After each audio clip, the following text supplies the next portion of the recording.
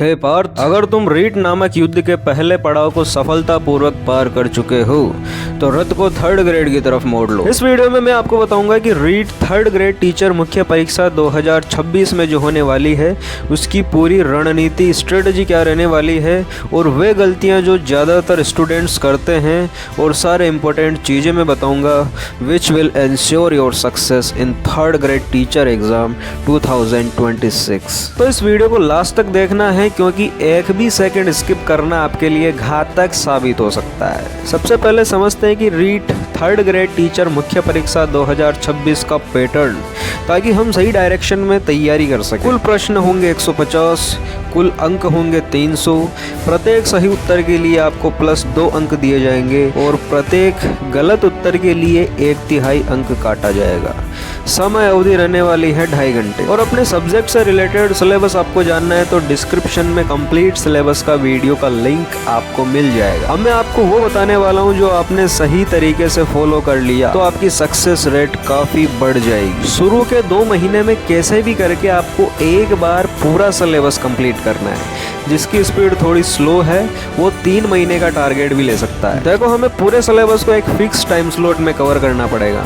हमें अपने आप को 2 या 3 महीने के लिए पाबंद करना पड़ेगा, क्योंकि कम से कम एक बार सिलेबस कंप्लीट करना जरूरी नहीं, बहुत ज्यादा जरूरी। उसके बाद चालू करनी है प्रैक्टिस। डेली मॉक टेस्ट देना है ये चेक करने के लिए कि आपको कितना याद हुआ है, टाइम कितना लग रहा है एक क्वेश्चन को सॉल्व करने में और क्या क्वेश्चंस आपको समझ भी आ रहे हैं या नहीं। अब यहाँ से कुछ टॉपिक्स ऐसे निकल के आएंगे जिनकी प्रैक्टिस या फिर उनको दोबारा पढ़ने की जरूरत है, तो उन सभी टॉपिक्स के लिए एक अलग से टाइम स्लॉट बनाओ और अगेन रीड करना स्टार्ट करो। 30 दिन तक ये सब प्रैक्टिस करने के बाद अब आपको पुराने पेपर्स भी सोल्व करना शुरू करना है। अपने टाइम टेबल के 1 से 2 घंटे और बढ़ाओ ताकि previous year question paper solve कर सको, क्योंकि उनमें से भी कुछ क्वेश्चन एज इट इज आते हैं।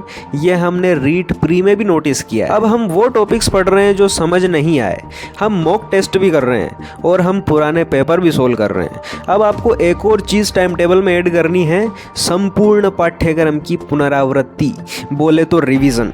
आपको पूरे सिलेबस का रिवीजन भी स्टार्ट करना है। इसके लिए नोट्स या अपने बुक्स में जो हाईलाइटेड पॉइंट्स हैं उनको देखते रहिए, क्योंकि आगे पढ़ते जाते हैं तो पीछे का भूलते जाते हैं। ये अक्सर हर स्टूडेंट के साथ होता है और इस तरह बन जाता है एक स्टडी लूप।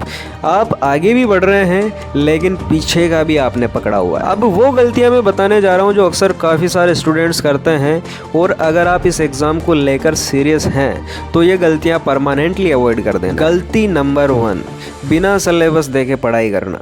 रीड का सिलेबस फिक्स होता है लेकिन कई स्टूडेंट्स बिना सिलेबस के पढ़ाई करते हैं, जिससे समय और ऊर्जा दोनों की बर्बादी होती है। जैसे मैं साइंस की बात करूं तो हर एक टॉपिक आपके सिलेबस में लिखा हुआ है और प्रश्न वहीं से बनते हैं, बस आपको उस टॉपिक को गहराई तक समझना होता है। गलती नंबर 2, केवल एक विषय पर ध्यान केंद्रित करना।